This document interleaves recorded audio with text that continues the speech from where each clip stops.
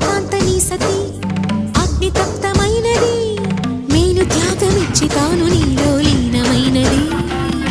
ఆదిశక్తి ఆకృతి అగ్నిజాత పార్వతి తానువైన ప్రాణధవుని చెంతకు చేరుకున్నది